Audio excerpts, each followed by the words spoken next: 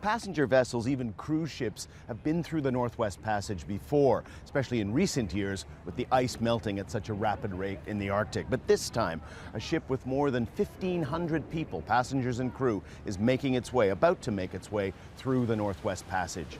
The concerns are many. The safety of the vessel, there are no Coast Guard stations that are anywhere near the route that it's proposing to take.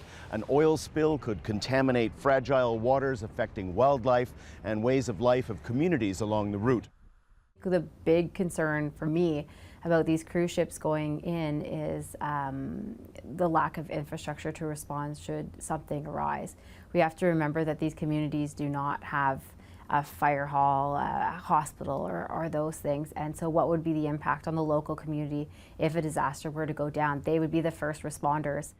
The company that owns the Crystal Serenity cruise ship says it's taking special precautions. It's accompanied by a separate vessel, an icebreaker, just in case it gets into tight spots in the Northwest Passage. And it's using special fuel.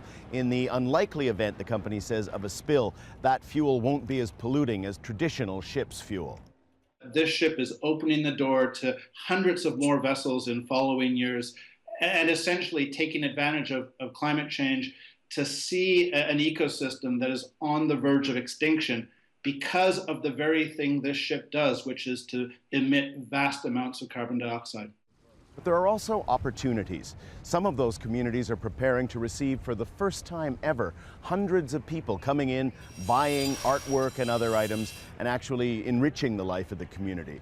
There's also the jobs that are created by having tourism in the north, even though it comes at the cost of the melting ice and changes to a way of life that people have practiced for centuries.